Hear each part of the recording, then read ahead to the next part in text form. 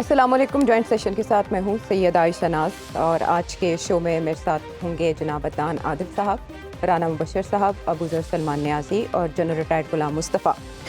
आज एक बड़ी पेशरफ्त हुई लाहौर हाई कोर्ट से।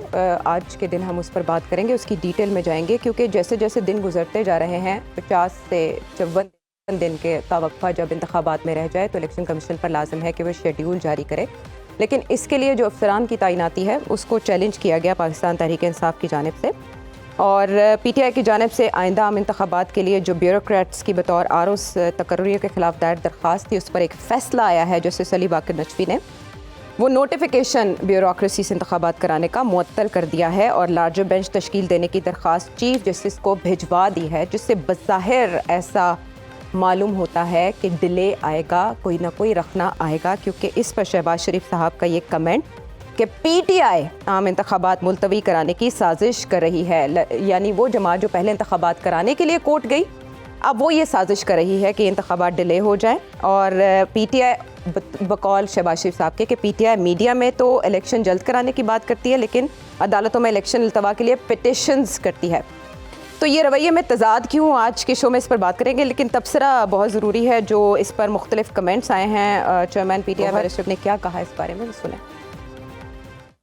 हमारा मौके पहले दिन से कि हमें डिस्ट्रिक्ट रिटर्निंग अफसरान जो DCs है और रेवेन्यू के ऑफिसर है वो हमें कबूल नहीं थे। वो सरकारी बंदे ना हो बल्कि वो आदलिया से लिए जाएं। इलेक्शन नहीं होने चाहिए डिले, इलेक्शन की वजह से नहीं। आज भी इलेक्शन कमीशन के पास टाइम है, आज ही नए नोटिफिकेशन कर दे और जुडिशली से लगा दे ताकि मैटर खत्म हो जाए। हम समझते हैं कि केयर टेकर सेटअप गुज़श्ता हुकूमत की एक एक्सटेंशन है। आज ही के दिन नोटिफिकेशन अगर कर दें तो क्या ताख़ीर का जो अंसर आ रहा है, शुभ आ रहा है, वो ख़त्म हो जाएगा? इस बारे में भी जानेंगे। मुस्लिम लीग नून के सीनियर रहनुमा मलिक अहमद खान इस बारे में क्या कह रहे हैं वो सुने। के इतराज उठाया गया कि इलेक्शन कमीशन ने एग्जीक्यूटिव में से जो आरोज लिए हैं ये दुरुस्त नहीं है। जो इलेक्शन लॉज हैं उसके सेक्शन 51 में ये तफसील दर्ज है। इलेक्शन कमीशन आरोज तैनात कर सकता है इलेक्शन कमीशन के अपने स्टाफ को, इलेक्शन कमीशन तैनात कर सकता है जुडिशरी से लिए अफसरान को, और इलेक्शन कमीशन तैनात कर सकता है एग्जीक्यूटिव से लिए गए अफसरान को। ये लॉ में मौजूद है, लॉ ऑफ द लैंड ये है, मुल्क का कानून ये है। लॉ ऑफ द लैंड ये है, मुल्क का कानून ये कहता है। अच्छा, इलेक्शन कमीशन का ये इख्तियार है और इस पर लाहौर हाई कोर्ट का ये फैसला कैसे आ सकता है? अबू ज़र, ज़्यादा आप इसकी डिटेल को जानते हैं। एक तरफ सुप्रीम कोर्ट का ये फैसला कि 8 फरवरी से आगे नहीं, डिले नहीं होंगे, इंतखाबात 8 फरवरी को ही होंगे। दूसरी तरफ लाहौर हाई कोर्ट का ये हुक्म, और अगर आज ही नोटिफिकेशन इलेक्शन कमीशन जारी कर देता है, ऑलरेडी ताखीर के साथ वो नोटिफिकेशन किया गया जिसमें ब्यूरोक्रेसी से अफसरान लगाने का फैसला किया गया, आपका नहीं ख्याल कि इससे इलेक्शन ताखीर का शिकार होंगे? नहीं, बिल्कुल नहीं तारीख का शिकार हो सकते। देखें, इलेक्शन जो है ना वो 3 कंडीशन है। तो टाइमली होना चाहिए, फ्री होना चाहिए और फेयर होना चाहिए। अब यहाँ पे मैं आपको थोड़ा इनकी तारीख दुरुस्त कर दूं। 31 जुलाई को इलेक्शन कमीशन ने दूसरा लेटर लिखा था लाहौर हाई कोर्ट को कि हमें जुडिशियल सर्विस चाहिए, क्या वो अवेलेबल है कि नहीं, क्योंकि पहले आप मना कर चुके हैं। लाहौर हाई कोर्ट ने 18 अगस्त को रिप्लाई किया कि हम बिल्कुल रिक्वेस्ट कंसिडर कर सकते हैं, आप जरा हमें इलेक्शन स्केड्यूल प्रोवाइड करें। अच्छा। उसके बाद इलेक्शन कमीशन, मुझे उनकी क्या मंतक थी, उन्होंने सोचा कि हम ब्यूरोक्रेसी से रिटर्निंग अफसरान अपॉइंट देते हैं। अगर आप वो लिस्ट देखें उसके अंदर जो 95% अफसरान हैं, रिटर्निंग अफसरान डिस्ट्रिक्ट के, वो डिप्टी कमिश्नर्स हैं। अब मैं आपको एग्जाम्पल देता हूँ। जो लाहौर की डिप्टी कमिश्नर हैं जिन्होंने रिकॉर्ड एस्टेब्लिश किया है पूरी दुनिया में, उनका बड़ा नाम फेमस हुआ है कि उन्होंने सबसे ज्यादा MPOs के ऑर्डर इशू किए हैं। और दिलचस्पी की बात यह है कि सारे MPOs के ऑर्डर जो हैं वो पाकिस्तान तहरीक इंसाफ की लीडरशिप है, उसके वर्कर्स हैं और मेंबर्स हैं। और इसके जो 2 लेटेस्ट विक्टिम्स हैं, शिकार हैं, वो एक खदीजा शाह है और फिर आप शेर अब्दुल मरवत साहब जो 3 घंटे पहले इसी ऑर्डर का शिकार हुए हैं। तो ये डिप्टी कमिश्नर्स हमारे इंटरिम गवर्नमेंट के नीचे जो काम कर रहे हैं वो इस तरह की अब्यूज ऑफ पावर करें, और इन लोगों ने इलेक्शन कराने हैं। ऐसे अफसरान को इलेक्शन कमीशन ने माशाल्लाह से चूज किया है कि आप फ्री एंड फेयर इलेक्शन, जो आईनी जिम्मेदारी है आर्टिकल 218 के तहत, वो परफॉर्म करें। तो आप स्टेटमेंट देखें, प्राइम मिनिस्टर आपके कहते हैं कि जी के बगैर, कासिम के वालिद साहब के बगैर फ्री एंड फेयर इलेक्शन हो सकता है। फिर पंजाब के जो इंफॉर्मेशन मिनिस्टर है वो किस तरह की ट्वीट्स करते हैं, किस तरह के बयान देते हैं एक पॉलिटिकल पार्टी के खिलाफ जिसका नाम तहरीक इंसाफ है। तो इस तरह के माहौल में जब एक गवर्नमेंट हेल्प बेंट है कि उन्होंने पॉलिटिकल स्पेस नहीं देनी एक पार्टी को, फील्ड भी नहीं देने, और उसी गवर्नमेंट के कारिंदे जो उनके नाम पे अब्यूज ऑफ पावर कर रहे हैं, एक्सेस कर रहे हैं, उन्हीं को आप डिस्ट्रिक्ट रिटर्निंग ऑफिसर्स लगा दे, तो क्या फ्री एंड फेयर इलेक्शन हो सकता है? बिल्कुल नहीं हो सकता। ये मैं हवा में बातें नहीं कर रहा, these are facts, statement of facts, admit facts. और यही चीज जो जजी साहब जो हमारे जज साहब है, उन्होंने अपना ऑर्डर लिखा, पैरा 5 में यही लिखा कि क्लियरली नजर आ रहा है कि एक पार्टी को पॉलिटिकल फील्ड और लेवल प्लेइंग फील्ड नहीं दी जा रही और उनको स्पेस नहीं है। तो ऐसे हालात में क्या ये इलेक्शंस हो सकते हैं ऐसी ब्यूरोक्रेसी के नीचे? ये बहुत बड़ा सवाल है। सवाल का जवाब मैं तो आपको दे रहा हूँ, नहीं हो सकते इसी वजह से। और जहां तक आप कह रही थी कि जी ये जुडिशियल अफसरान, देखिए इलेक्शन कमीशन एक इंडिपेंडेंट अदारा है, उनके पास कानून में पावर है सेक्शन 50-51 के, वो जुडिशरी से ले सकते हैं रिटर्निंग ऑफिसर्स। और जुडिशरी ने इंक्लिनेशन शो कराई 18 अगस्त के लेटर, लेकिन उन्होंने उसका जवाब नहीं दिया, खुद ही जाके चूज कर लिया। ब्यूरोक्रेसी से अफसर, डीसी इस्लामाबाद का देख लें आप, जी जी, वो उनको चेंज नहीं contempt किए गए। proceedings वो लेकिन face कर अब रहे हैं। लाहौर जितने- हाई कोर्ट ने जो लार्जर बेंच को की दरखास्त भेजी है, वो chief justice Lahore high court को भेजी है।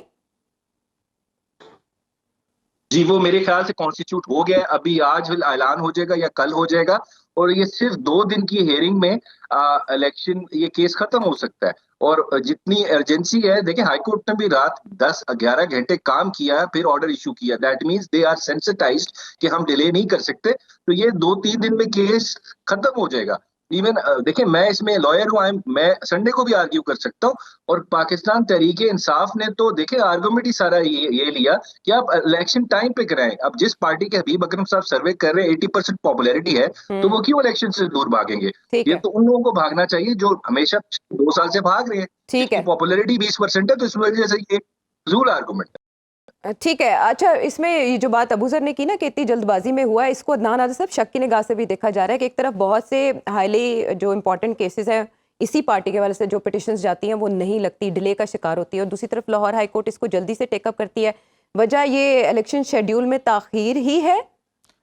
देखें, अब इस तरह अगर अदलिया पे कमेंट करेंगे तो वो तो एक तौहीन अदालती के जुमरे में आ जाएगा कि शायद उनकी जो है नहीं, वो जो नीयत जैसे में शक की कोई निगाह से मसला देखा है। जा रहा है ना, देखिए शहबाज शरीफ साहब कह रहे हैं 2018 में भी यहीं से लगे थे। जी, लेकिन देखें बात ये है कि एक स्टैंडर्ड प्रैक्टिस जनरल इलेक्शंस में रही है कि अदलिया से ही आरोज लिए जाते हैं। नहीं, वो 2018 में कि- कहते हैं ब्यूरोक्रेसी से लगे थे। आपके इल्म में है, आपने अब ऑब्जर्व आप किया ये था? देखिए कि जो निगरान हुकूमतें हैं खुद उनका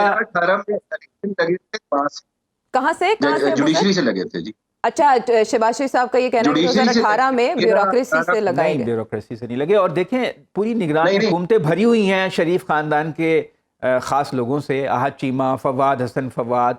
अब उनका जो बुग़्ज़ और तासुब है तहरीक इंसाफ के ख़िलाफ़, वो कोई ढका छुपा नहीं है। उस पर आप फिर उनके इस्टेब्लिशमेंट डिवीज़न जो कंट्रोल ही अहद चीमा कर रहे हैं, उनके मातहत आने वाले जो CSP अफसरान हैं, उन्हीं को आप आरोज़ लगा देंगे, तो फिर क्या एक मैसेज जाएगा? आप यही बताना चाहते हैं आवाम को कि जी तहरीक इंसाफ जो है उसका कोई चांस नहीं है? तो आप पहले ही बता रहे हैं, उनका जो लीडर है उसका आप नाम नहीं ले सकते, उसके आप जलसे नहीं दिखाते, उसका खुफिया ट्रायल कर रहे हैं। दूसरी तरफ आप एक लीडर का आज बराह रास्त खिताब जो है तमाम चैनल्स नशर कर रहे हैं, तो already dice is heavily loaded against PTI and in favour of Noon league and people's party. अब उस पर मज़ीद आप ये सितम कर रहे हैं कि तमाम सरकारी अफसरान जो कि आपके मातहत हैं, आपके इशारों पे नाचते हैं, उनको आप रिटर्निंग अफसर लगा रहे हैं। तो इससे तो फिर कोई भी आप तासुर जो है वो कोई जमहूरियत का तासुर तो बिल्कुल ही ख़त्म हो जाएगा। जो एक थोड़ा सा पर्दा रह गया है वो भी आप ख़त्म करना चाहते हैं।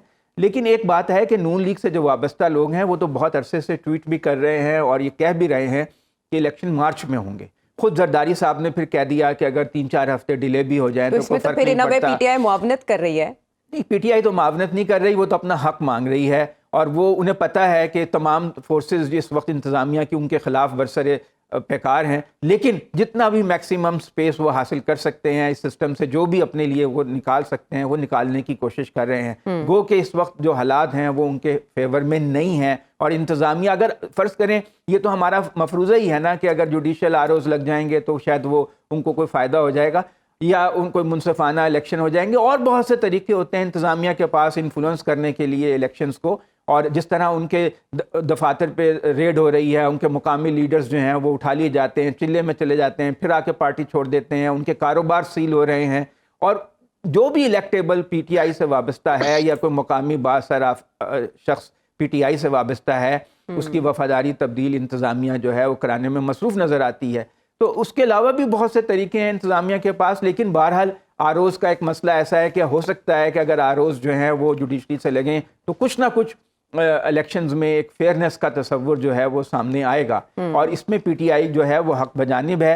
लेकिन ये सोचना कि ये सिर्फ आरोज़ के मसले से फ्री फेयर इलेक्शन हो जाएंगे, मेरा ख्याल है ये काफ़ी नहीं है। और भी बहुत से इंतज़ामिया के पास ऐसे टूल्स हैं जिनकी मदद से वो इलेक्शन पर सरअंदाज हो सकती है। अभी आप देखें जिस तरह आज उनके एक लीडर को लाहौर में अरेस्ट किया गया, आप उससे एक वफाक को भी नुकसान पहुंचा रहे हैं, एक गलत मैसेज जा रहा है। आप एक शख्स है, आपने उसको एमपीओ के तहत बंद कर दिया, उस पर कोई मुकदमा नहीं है, सिर्फ आपने उसको एमपीए के तहत क्या किया, उसने सिर्फ खिताब किया और आपने उसको उठा शेर अफजल मरवत के साथ जो हुआ है। क्या दूसरी तरफ आप लाइव दिखा रहे हैं लोगों की ये खिताब कौम से, वो जलसा नहीं कर सकते हैं। हाँ। असल में जिस पार्टी को पता है कि हमारी मकबूलियत है वो क्यों इलेक्शन में ताखिर चाहेगी? इलेक्शन में तो ताखिर वो चाहेंगे जिनको पता है कि हमारी रेटिंग इस वक्त 20% से भी कम है, जिनकी 60% है, वो क्यों इलेक्शन में ताखिर चाहेंगे? हाँ ठीक है, लेकिन शहबाज शरीफ साहब की जानिब से फौरन इस पर जो रद्द-ए-अमल आया वो पीटीआई की बदनीयती कह रहे हैं इस पिटिशन के पीछे। मुझे राना साहब आपसे ये जानना है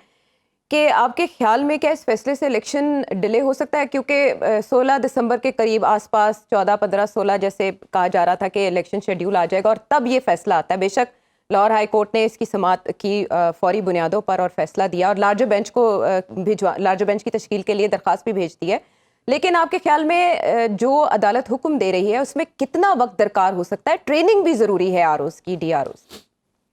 देखिए ऐसे जी, मैं तो कई दिनों से बल्कि कई हफ्तों से कह रहा हूं कि अगर इलेक्शन 8 फरवरी को हो गए तो मैं तो बार बार अगर का लफ्ज यूज करता हूं और कई हफ्तों से यूज कर रहा हूं। और अभी कल परसों की भी आप अगर हमारा प्रोग्राम देख लें आपके साथ जो हमने किए, उसमें भी मैं यही कह रहा हूं कि जनाब अगर इलेक्शन थोड़ा सा आगे पीछे हो जाए, लेट भी हो जाए, तो कोई फर्क नहीं पड़ेगा। So I am telling you in like so many ways from the last like so many days कि जनाब इलेक्शन आगे पीछे हो सकते हैं। अब हमारे भी कुछ मतलब सोर्सेज होते हैं, उससे हम थोड़ा सा बिल्कुल टू द पॉइंट जाके हम बिल्कुल सुल्तान राय की तरह नहीं बता सकते कि जनाब इलेक्शन नहीं होने चाहिए 8 नू। तो वो उसमें भी थोड़ा सा इश्यूज बन जाते हैं। बट द पॉइंट इज, देखिए आई agree with Abu Zar and I agree with Adnan Adil साहब। द इशू इज कि जनाब इस वक्त जो है वो मकबूलियत जो है, किसी को अच्छा लगे बुरा लगे, that is separate, that's a separate point. But the reality check is कि इस वक्त भी जो ग्राफ है वो पीटीआई का ऊपर है। आई विश के ये लोग जो बैठे हुए हैं, जो 16 महीने इक्तदार में रहे, ये उस वक्त इलेक्शन करवाए थे जब पीटीआई का जो ग्राफ था वो सिर्फ और सिर्फ 9% पे था, 9% पे था जब उनकी हुकूमत गई है पीटीआई की। उस वक्त तो बिल्कुल नोज डाउन था पीटीआई का ग्राफ। उस वक्त ये इलेक्शंस करा लेते तो आज सिचुएशन ही डिफरेंट होती। बट एनीवेज जो इन्होंने किया वो उनके मत्थे लगेगा, जैसे भी होगा। बट इस वक्त जो ग्राफ है वो ऊपर है पीटीआई का और वो सिंपथी वोट ले रहा है। और वो जो लोगों को नहीं पसंद, ये लोग जो 35 साल यहाँ पे हुकूमत कर चुके हैं, वो उन लोगों के भी उन लोग जो पसंद नहीं कर रहे वो भी पीटीआई को वोट देने के लिए तैयार बैठे हुए। But my issue is, my point is which I am trying to make over here is, it's very important, one needs to understand. इन सब चीजों को छोड़ दे किसका ग्राफ ऊपर है किसका ग्राफ नीचे है। My point is which I am trying to raise over here is today that कि इलेक्शंस कल आप करा देते हैं, ठीक है, आप करा दें इलेक्शन कराने के बाद फिर आप बैक टू स्क्वायर वन वाली सिचुएशन में अगर चले जाएं, या कोई जमातें उठ के, कोई बड़ी जमातें उठ के वो कहें जनाब कि हमें इलेक्शंस के रिजल्ट जो है मंजूर नहीं है, तो आप कहां पे स्टैंड करेंगे? मुल्क कहां पे स्टैंड करेगा? The country will come to a standstill again, back to square one वाली सिचुएशन में आ जाएगा। तो मैं सिर्फ ये गुजारिश कर सकता हूं, सजेशन दे सकता हूं, और मैं सिर्फ ये कह सकता हूं कि देखें सबको, एक जितनी पॉलिटिकल पार्टीज हैं उनको एक पेज पे लाके फिर इलेक्शंस की तरफ जाएं। इलेक्शन 8 को कराएं, 8 फरवरी को कराएं, बाद में कराएं, जब मर्जी कराएं, लेकिन जब तक पॉलिटिकल पार्टी सारी एक पेज पे नहीं होंगी, एक जगह पे बैठ के जो प्रोज एंड कॉन्स है उनको नहीं लुक इनटू करेंगी, और जो इश्यूज हैं उनको कैप नहीं करेंगे, इलेक्शन का कोई फायदा नहीं होगा।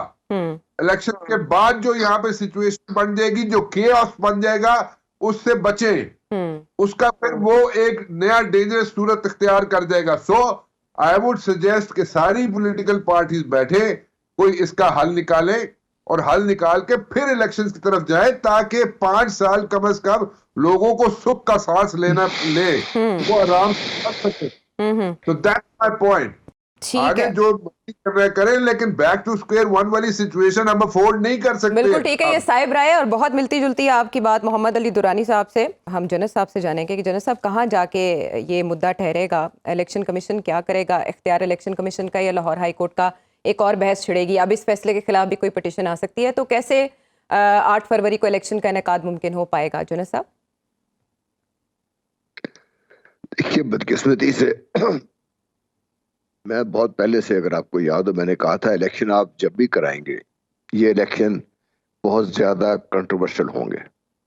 आप आज करा लें, महीने बाद करा लें, 2 महीने बाद करा लें, जो ग्राउंड सिचुएशन है उसको देखते हुए। और जिस तरीके से आप देख रहे हैं कि मोहतरम जनाब मियां नवाज शरीफ साहब को फैसिलिटेट किया गया है, जिस तरीके से हमारे निज़ाम अदल को वो अंगूठा दिखाकर बाहर गए थे, अगर आपको याद हो, जिस तरीके से जहाज पर बड़े मजे से पैदल चल कर गए थे वो, और जिस तरीके से वापस तशरीफ लाए हैं, तो हमारे निज़ाम अदल को जिस तरीके से वो अंगूठा दिखा रहे हैं, और जो जिस तरीके से निज़ाम अदल ने खुद अपने आप को पेश किया है इस सिलसिले में, इसी वजह से इलेक्शंस आपके कंट्रोवर्शियल होंगे। आज हो, कल हो, परसों हो। आपको शायद याद ना हो, मैं जिस दिन ये पीडीएम बनी थी, मैं उस दिन से ये बात बार बार कह रहा हूं कि वक्त है कि सारे जो स्टेक होल्डर्स हैं मिलके बैठें, मिलके बैठ के पाकिस्तान के बारे में सोचें, पाकिस्तान के बारे में फैसले करें। जज साहब, ये बिल्कुल हमें असबर है आपने जो बात की थी, लेकिन बात ये है कि राना साहब भी और आप भी ये कह रहे हैं कि इलेक्शन आगे पीछे करने, आपने तो कहा कि इससे मसला हल नहीं होगा, राना साहब कह रहे हैं आगे पीछे होने से भी कोई फर्क नहीं पड़ेगा। लेकिन आपको नहीं लगता कि अगर आप आइन की खिलाफ वर्जी करते हैं, वक्त पर इंतखाबात नहीं कराते, तो फिर मुल्क में कुछ भी मुमकिन है, कुछ भी आगे पीछे हो सकता है? देखिए, वो तो कुछ हो सकता है। आइन के साथ जो खिलवाड़ शुरू है, जिस दिन से आइन बना है उसके बाद से हम भूल जाते हैं चीजें बहुत सारी। आइन के खालिक जिसके लिए हम आजकल कोशिश हो रही है, उनको सुप्रीम कोर्ट में बैठ के, उन्होंने जैसे आइन नाफिज हुआ 7 तरामीम तो उन्होंने कर दी थी, उसके बाद से आइन की शक्ल बिगाड़ने में हमने बहुत मेजर रोल प्ले किए हैं। और गुज़श्ता 2 साल में आपने देखा है, यही पीडीएम की हुकूमत थी, यही इलेक्शन कमीशन था। अगर जान की अमान पाऊं तो मैं ये अर्ज करूं कि ये जो सूबाई इलेक्शन थे, इनके बारे में किस किस्म की राय नहीं आई हमारे पास। और फिर देखिए, हमारे तो सामने है ना सारा, हमने इसी आइन में से हर चीज की गुंजाइश निकाल ली है। हम इसी जगह हमने कानून बनाने की जो स्पीड हमने कायम की है, शायद इतनी तेजी से तो कोई रॉकेट भी दुनिया में नहीं चलता जितनी तेजी से हमने 52, 53, 54 जो कवानीन हमने मंजूर कर लिए। और वो मंजूर भी करने वाले 4, 5, 7, 10 बंदे ऐसे बैठे हुए थे जिनका पता भी नहीं था कौन लोग हैं कौन नहीं है बीच में। उन कवानीन की रोशनी में आपने देखी ना पूरे आइन को, और कवानीन आपस में मुतसादिम है। सुप्रीम कोर्ट के बदकिस्मती से ये है कि जो फैसले आ रहे हैं, जिस तरीके से वहां पे काम चल रहा है, या बाकी जो हमारे निज़ाम अदल में काम चल रहा है, अवाम का इत्मीनान किस पर है ये बताइए मुझे। बेसिकली तो इनके लिए इलेक्शन हो रहे हैं ना। आइन बनाया गया था कि अवाम को हुकूमत से महफूज रखा जाएगा, लेकिन इस आइन को हम इस्तेमाल कर रहे हैं हुकूमत को और ये जो बड़ी शख्सियात है इनको प्रोटेक्ट करने के लिए अवाम से। किस्मती है ये पाकिस्तान की। अगर आप हम इसको नहीं समझेंगे और मामलात को जिस तरीके से, मैं राना साहब से एग्री करता हूं कि बहुत सारी चीजें ऐसी हैं जिनको हमें मिलके बैठ के पहले तय करने की इंतहाई शदीद जरूरत है। पाकिस्तान इसका मुतहम्मिल नहीं हो सकता। बड़ी मुश्किल से पाकिस्तान को थोड़ा सा बहुत स्टेबल आपको नजर आना शुरू हुआ है। इस जगह आपको थोड़ा सा इकोनॉमिक बेटरमेंट की तरफ आपको नजर आ रहे हैं सूरत। जो कोशिशें जारी हैं, अगर ये इलेक्शंस उन सारी कोशिशों को सबताज करने के मुतरादिफ होंगे, अगर ये हम सब तय करके बात नहीं करते, और इस इलेक्शन की वजह से अगर हालात बिगड़ते हैं तो फिर जिम्मेदार कौन होगा इसका? बिल्कुल ठीक है। आइन की तो खिलाफ वर्जी पहले ही हो गई ना। आपने तो 3 महीने में तो इलेक्शन नहीं कराया जो कि आइन की रिक्वायरमेंट थी, उसको तो आप 6 महीने पे खींच के ले गए। और जो पंजाब की और केपी की असम्बलियां तहलील हुए, इतना तवील अरसा गुजर गया है, उसको भी आपने आइन की खिलाफ वर्जी की। अब आप ये कहना कि 1-2 दिन से या 4 दिन से कोई आइन की बड़ी खिलाफ वर्जी हो जाएगी, वैसे तो सुप्रीम कोर्ट ने कह चुकी है कि ये पत्थर पे लकीर है, आपको 8 फरवरी को कराने ही होंगे। अब अगर और ये इलेक्शन मामला कमीशन- क्या सुप्रीम कोर्ट की तरफ से अब टेकअप हो सकता है? क्योंकि अगर इसमें डिले आता है और इलेक्शन कमीशन कोई यूजर पेश करता है, अब देखें डीसी और आईजी इस्लामाबाद को इलेक्शन कमीशन की हिदायत के बावजूद नहीं हटाया गया, तो इलेक्शन कमीशन की भी बात कहीं नहीं सुनी जा रही ना, वहां पे भी हाँ, तो तो अगर इंतजामिया जो है वो उसको फिर तौहीन अदालत में बुलाएं। सुप्रीम कोर्ट वाले अगर वो समझते हैं कि वो आइन के गार्जियन हैं, रखवाले हैं, मुहाफिज हैं और आइन की खिलाफ वर्जी ब्लेटेंटली इंतजामिया कर रही है और एक आइनी इदारे का हुक्म भी नहीं मान रही है, तो उन पर तौहीन अदालत लगाएं ताकि एक मिसाल कायम हो, अगर हम ठीक है। सिंसियर हैं आइन की अमलदारी कायम करने में। चले अब तो यानी बॉल एक बार फिर इलेक्शन कमीशन में है। कोर्ट के लाहौर हाई कोर्ट के इस हुक्म के बाद वो क्या फैसला करते हैं, हम वापस आते हैं एक ब्रेक के बाद। शो में एक बार फिर खुशामदीद, और अब उलझी हुई एक गुत्थी सुलझाने की कोशिश करेंगे और इसके लिए अबूजर से हम रहनुमाई लेंगे। साइफर इन कैमरा ट्रायल, ये बहुत पेचीदा होता जा रहा है अबूजर मामला। फर्द जुर्म के हवाले से पहले अबहम था, पीटीआई के वकला कुछ और कह रहे थे और जर्नलिस्ट से कोट करके कुछ और बताया जा रहा था, और अब इन कैमरा ट्रायल की दरख्वास्त मंजूर कर ली गई है, वही जिसके खिलाफ इस्लामाबाद हाई कोर्ट में गए थे। ये केस अदालतों के दरमियान सैंडविच बना हुआ है, क्या है? देखें, एक्चुअली जो प्रोसिक्यूशन का या स्टेट का जो एंड टारगेट है ना, वो है कन्विक्शन। अब वो कन्विक्शन बाय हुक और क्रुक हो, उसके में जो आपके आईनी जो आपके सेफ गार्ड्स हैं, जो कानून में आपको प्रोटेक्शंस दी गई हैं, जो आपके बुनियादी हुकूक हैं, जो trial right to fair trial होता है, उनको बाईपास करके किसी तरह आप अगर कन्विक्शन करते हैं तो उसकी लीगल स्टैंडिंग या वैलिडिटी जो होती है वो नहीं रहती। तो यही हो रहा है इसमें। हर डेट पे कोई ना कोई ऐसी हरकत होती है कि जिससे जो प्रोसीजरल सेफ गार्ड्स हैं चेयरमैन पीटीआई के, वो वायलेट होते हैं, तो फिर वो चैलेंज होते हैं हाई कोर्ट में। और हाई कोर्ट भी देखें, इस्लामाबाद हाई कोर्ट में भी फिर उसको सेटिसाइड किया जाता है, फिर बात शुरू से हो जाती है। तो अभी भी वही काम हो रहा है। दिखाया ये जा रहा था कि ओपन ट्रायल है। अब ओपन ट्रायल क्योंकि अच्छा नहीं लगा, जब हुआ उसमें जर्नलिस्ट आए, मीडिया आए, रिपोर्ट हुआ और उसमें और खामियां जो थी वो रिपोर्ट हो गई। चेयरमैन पीटीआई का जो एक बात थी मीडिया तक पहुंच गई, फिर वो पूरा दिन खबर बनती रही, तो कुछ लोगों को वो बात अच्छी नहीं लगी। तो अब इन्होंने इन कैमरा की प्रोसीडिंग्स की दरख्वास्त दी, जो इनकी दरख्वास्त जो है एक्सेप्ट होगी। अच्छा, मजे की बात यह है इसमें आयशा, ये पहले इन्होंने दरख्वास्त आमिर फारूक साहब को भी दी थी इस्लामाबाद हाई कोर्ट में, इनकी वो डिसमिस हो गई थी।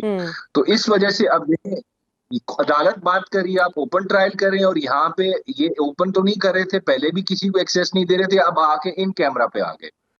हाँ, लेकिन वो कह रहे हैं कि अब शहादतें रिकॉर्ड करने की मंजिल है ना, तो क्योंकि ये सीक्रेट एक्ट के तहत हो रहा है, तो वो जो विटनेसेस होंगे उनको हमने सीक्रेट रखना है, जो भी उनसे शहादतें रिकॉर्ड होंगी। तो ये इस मंजिल पर आकर करना था। कह रहे हैं विटनेस कैसे सीक्रेट रखेंगे? हमें तो सारी लिस्ट पता है कौन है विटनेसेस, पहले लिस्ट ऑफ विटनेसेस तो सबके पास है, उनके बयान की कॉपियां भी सबके पास। हाँ, वो कह रहे हैं उनके बयान की कॉपी सबके पास है। अच्छा, क्या स्टेटमेंट देखें, वो जब उन पे जरा होगी और मीडिया सुनेगा, और जब वो पता लगेगा ये तो बड़े मजाका खेज किस्म के बयान है, इसमें तो कोई गवाही नहीं है, कोई इसमें एविडेंस ही नहीं है, उस चीज को छुपाया जा रहा है, इस वजह से इन कैमरा है। There is nothing secret about it. ये ओपन ट्रायल होना चाहिए, हमारे सुप्रीम कोर्ट की गाइडलाइंस है, इस्लामाबाद हाई कोर्ट की गाइडलाइंस है। लिस्ट ऑफ विटनेसेस हमारे पास है, डिफेंस के पास, पूरे मीडिया के पास है। जो आजम खान साहब की स्टेटमेंट है वो पूरी मीडिया के पास है। बाकी जितनी स्टेटमेंट्स हैं वो उस फाइल में मौजूद है। फाइल जो होगी वो चेयरमैन पीटीआई का वकील साथ घर लेके जाएगा, उसको वो दे ही जाएगी। तो क्या मीडिया में रिपोर्ट नहीं हो सकती? ये अजीबोगरीब किस्म की मंतक है जो उनको ही समझ आ सकती है जो इनका कैमरा ट्रायल की रिक्वेस्ट कर रहे हैं। बाकी एक लॉजिकल, रीजनेबल, रैशनल माइंड इसको एक्सप्लेन नहीं कर सकता। तो इस्लामाबाद हाई कोर्ट में फिर इसको चैलेंज किया जाएगा जी। जो इस्लामाबाद हाई वायलेशन होगी वो चैलेंज होगी। जो आईनी अदालत हमारी सुपीरियर कोर्ट्स है वही बुनियादी हुकूक की जामिन है, तो इस वजह से जो वायलेशन होगी वो चैलेंज होगी, और ये उनके ट्रायल कहीं जाते हुए नजर नहीं आ रहा, क्योंकि ये जितनी वायलेशन करेंगे ये फर्दर और दोबारा से काम शुरू होगा, ये विशिएट होगी प्रोसीडिंग्स। ये प्रोसीजरल सेफगार्ड्स को आप इस तरह वायलेट नहीं कर सकते, ये ट्रायल कंटिन्यू नहीं रह सकता इस तरह। अच्छा, ठीक है। और दूसरी नहीं तरफ हो सकता। ठीक है नाना साहब, दूसरी तरफ हम ये देख रहे हैं कि जो हमशीरा हैं वो भांप रही हैं, जो इंटेंशंस अबूजर ने जिस तरह से अभी जिनके बारे में बात की, अलीमा खान उनको पहले से ही भांप रही हैं, और वो खदशात का इजहार करते हुए कह रही हैं कि आलमी अदालतों में हम ये मामला लेकर जाएंगे, जो बानी पीटीआई हैं उनके जो बच्चे हैं बरतानिया में वो कोर्ट्स में लेके जाएंगे, फिर डोनाल्ड लू और हमारे साबिक आर्मी चीफ, उनको भी अदालतों में बुलाने की, केस करने की बातें हो रही हैं। इससे फ़ायदा होगा पाकिस्तान तहरीक इंसाफ को? जी देखें, इस वक्त ये है कि उन्हें तो पता ये लग रहा है, जो आसार हैं कि जो मातहत अदालत है वो उनके ख़िलाफ़ एक बेंट रखती है, झुकाव रखती है कि जिस तरह खुफिया ट्रायल होगा और जिस तरह अब तक कंडक्ट हुआ है सारा। अभी जो मीडिया के लोग गए भी थे तो उन्हें 30-40 फुट के फासले पे बिठाया गया था, उनको आवाज़ ही नहीं आ रही थी, इसलिए कन्फ्यूजन हुई।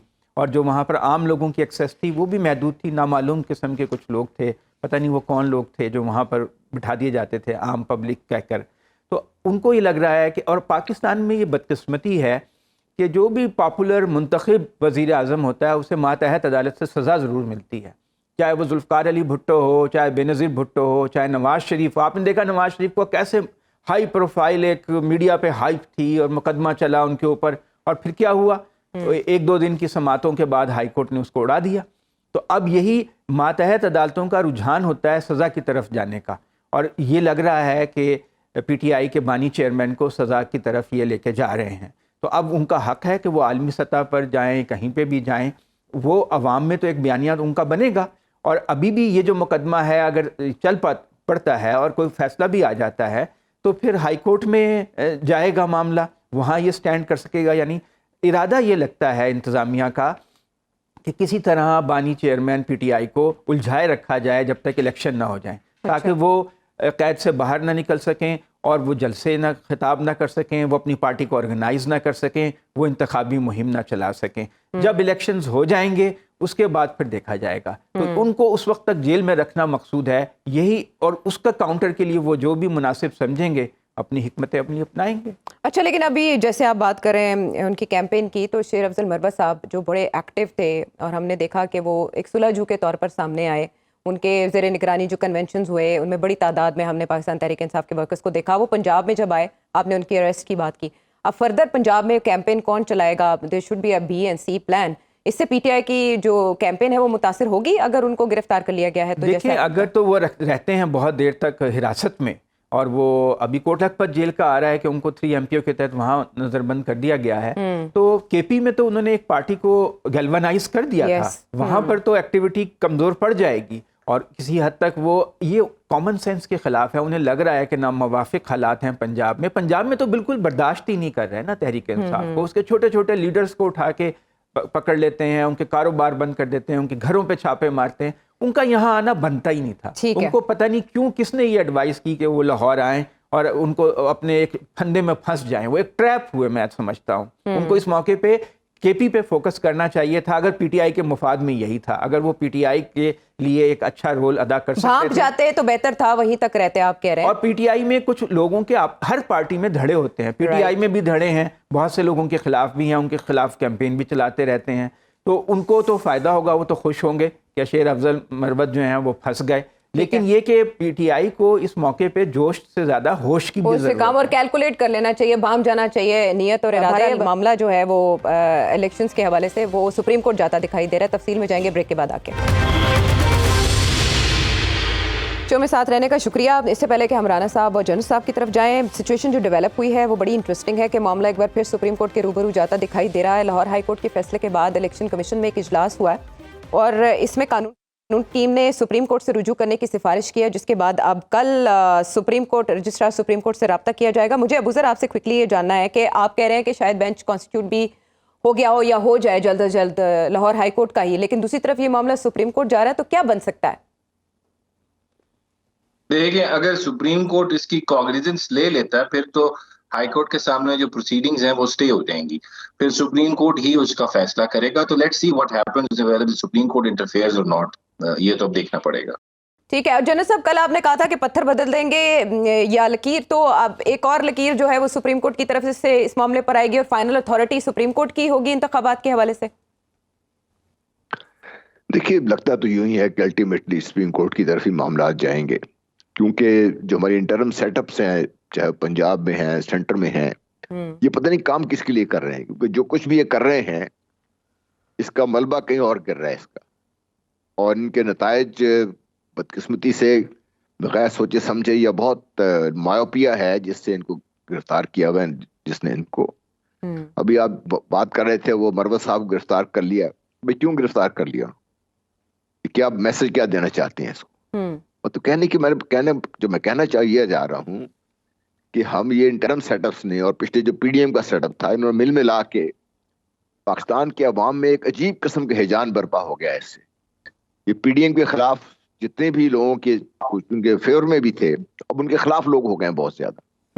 और ये जो पीटीआई की पॉपुलैरिटी है, इसमें बहुत ज्यादा जो क्रेडिट देना चाहिए वो पीडीएम को देना चाहिए, और जो इंटरम सेटअप्स है इनको देना चाहिए। उनका हर इकदाम जो ये कर रहे हैं जिससे उनका काम आसान हो रहा है। सोच समझ के काम करना चाहिए ना। ये इलेक्शन कमीशन बाख्तियार इदारा है, उनको सोचना चाहिए था पहले कि भाई जब आप इंतजामी लोगों को लगाएंगे तो मसाइल बढ़ेंगे, कोई इसको एक्सेप्ट नहीं करेगा इसको। जी। तो पहले ये बात जब हो रही थी, पहले तो हमारे ये होते रहे ना आरोज, हमेशा ही हम तो जब से देख रहे हैं आरोज आते रहे, जुडिशरी से आते रहे हैं। अब हमें पता नहीं क्या मसला बन गया था, हमें ये जरूर करना चाहिए था इसका। हाँ, तो ये जानबूझ के जो मसाइल बाकायदा अबूजर ने तो हवाला भी दे दिया खतूत का, वो रिकॉर्ड पर मौजूद है। और इसमें एक जुमले का मैं इजाफा करूं कि देखिए, जो बात सियासतदानों को आपस में तय करनी चाहिए, बदकिस्मती से हर वो मामला सुप्रीम कोर्ट में चला जाता है या हाई कोर्ट में। सियासी कुव्वतों में निफाक का फायदा कौन उठाता है, ये सियासतदान बार बार खुद को भी बावर कराते हैं, लेकिन हल कोई नहीं निकाल पाते। अच्छा राना साहब, इससे पहले केपी और पंजाब का मामला भी सुप्रीम कोर्ट के सामने था, उसका क्या बना? अब जब ये मामला सुप्रीम कोर्ट जाएगा तो जाहिर है फिरकैन को नोटिस होंगे और बुनियाद से ये मामला देखा जाएगा। इसका मतलब है इल्तवा तो दीवार पर लिखा है। यही तो मैं दसी जा रहा है पिछले कई हफ्ते तो। लेकिन आप तो कई महीनों से ये कह रहे हैं। लेकिन फिर तो सुप्रीम कोर्ट से वैलिडिटी मिलेगी ना। पत्थर बदल देंगे। हाँ, कल जनरल साहब ये कह चुके हैं। सर जनरल साहब ने तो कह दिया कल, मैं तो कई हफ्तों से कह रहा हूं कि जनाब अगर इंतखाबात 8 फरवरी को हो गए।